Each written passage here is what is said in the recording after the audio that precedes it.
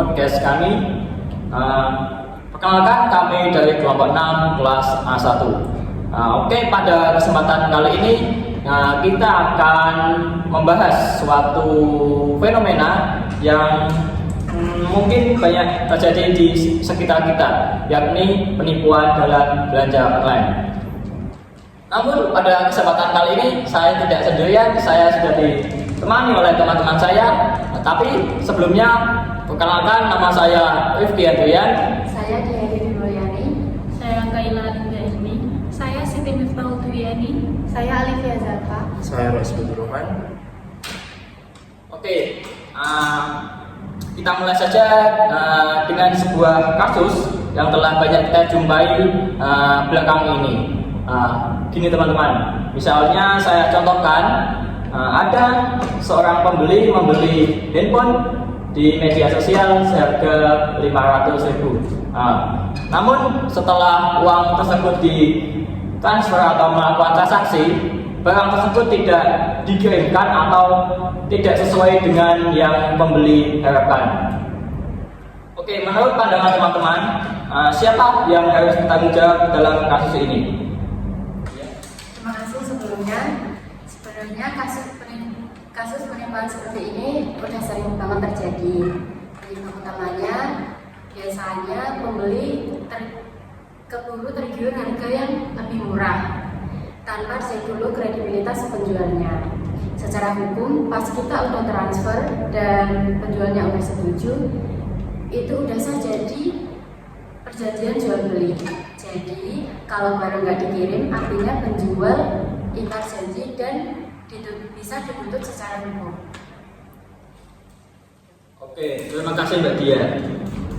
Tetapi menurut teman-teman, apakah semua kesalahan yang ada pada kasus ini dilimpahkan oleh penjual? Bagaimana dengan pandangan hukumnya menurut kalian? Kalau menurut saya pribadi ya, terkait dengan dasar hukum, penjual memang memiliki tanggung jawab hukum tertentu ya, khususnya dalam pasal 1338 KUH Perdata. Setiap perjanjian yang dibuat secara sah mengikat para pihak. Artinya setelah pembeli membayar, penjual wajib mengirimkan barang sesuai kesepakatan. Selain itu, Undang-Undang Nomor 8 Tahun 1999 tentang Perlindungan Konsumen menjamin hak konsumen untuk memperoleh barang sesuai yang dijanjikan.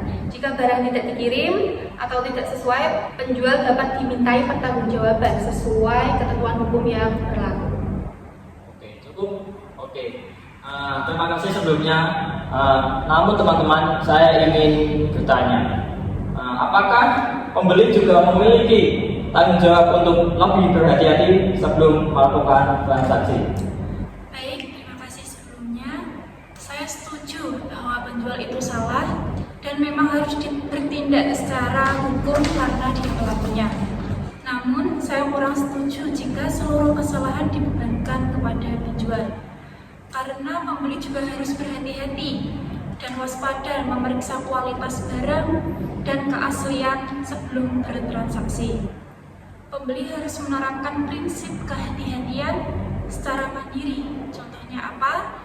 Ya, semisal memeriksa ulasan toko tersebut, mengecek apakah identitas penjual valid atau mencurigakan. Dan yang paling penting adalah selalu mengutamakan platform yang menyediakan sistem perlindungan transaksi seperti marketplace resmi yang memiliki sistem rekening bersama atau ESCO system. Oke, baik kalau begitu. Menurut teman-teman, bagaimana jika penjual tersebut sengaja membuat akun palsu untuk melakukan penipuan tersebut? Apakah ada langkah hukum yang bisa dilakukan oleh si korban tersebut? Ya, menurut saya kalau penjualnya ini sengaja jadi penipu, pembeli jangan langsung pasrah. Misal dia mengalami kerugian yang besar, dia bisa segera melaporkan ke pihak kepolisian. Nanti di kepolisian akan diselidiki apakah memang ada unsur tindak pidana penipuan.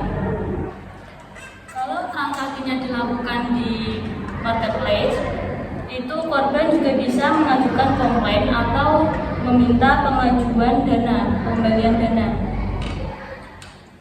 Tapi kalau transaksinya dilakukan lewat media sosial atau ke rekening si penjual langsung, biasanya prosesnya akan lebih sulit.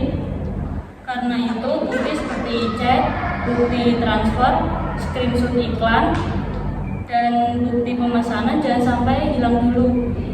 Semakin lengkap bukti yang dimiliki, maka semakin besar peluang untuk korban memperjuangkan haknya dan membantu proses hukum.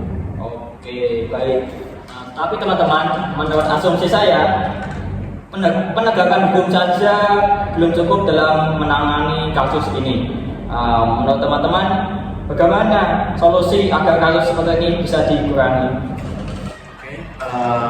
Bahas soal solusi, yang pertama mungkin saya ingin memberikan solusi itu mengedukasi masyarakat, apalagi yang masyarakat menengah ke bawah. Karena kenapa? Mereka ini lebih sering mengutamakan harga ya, harga yang lebih murah. Mereka jadi tergiur dan ingin membeli barang itu, padahal harga barang itu nggak sesuai di pasaran. Seperti yang dicontohkan sama Bang Riki dan teman-teman sekalian tadi, misal ada handphone atau apapun yang seharusnya harganya misal 3 juta, tapi di marketplace atau di online shop itu harganya 500.000, itu kan menurut saya nggak masuk akal. Jadi mereka harus mewanti-wanti itu dan bisa mengerti harga pasaran sebuah produk. Yang kedua adalah dari platformnya, yaitu memperketat sistemnya mereka, jadi nggak nomor handphone aja untuk bisa mendaftar sebagai penjual. Tapi misal ada KYC atau mereka bisa lebih ketat lagi untuk sebagai penjual di platform tersebut. Yang ketiga adalah dari pemerintahnya sendiri, untuk menangani kasus ini mereka harus bisa mengedukasi masyarakat, yang pertama. Yang kedua adalah memperketat sistemnya. Yang ketiga adalah dari pemerintahnya juga, mungkin mereka bisa mengedukasi dan memperketat sistem hukumnya mereka. Jadi misal ada penjual yang ingin melakukan penipuan, itu mereka mikir-mikir karena hukumnya yang sangat berat. Itu saja sih yang. Oke, bagus sekali Mas Aris. Oke, sekian yang bisa kita diskusikan pada kesempatan kali ini. Saya ucapkan terima kasih kepada teman-teman semuanya. Saya akan menambahkan sedikit inti dari pembahasan podcast pada kali ini. Dapat kita simpulkan bahwa penipuan belanja online bukan hanya persoalan etika belaka, tetapi juga persoalan hukum dalam berbisnis. Penjual memiliki kewajiban untuk memenuhi perjanjian dan hak konsumen juga harus dilindungi. Namun di sisi lain, kita sebagai pembeli juga harus berhati-hati dalam melakukan transaksi atau memilih platform dalam pembelian. Oke, semoga podcast kita kali ini dapat menambah pemahaman kita tentang pentingnya hukum dalam dunia bisnis. Sekian podcast dari kami. Saya mewakili teman-teman semuanya mengucapkan terima kasih dan sampai jumpa di podcast kami selanjutnya.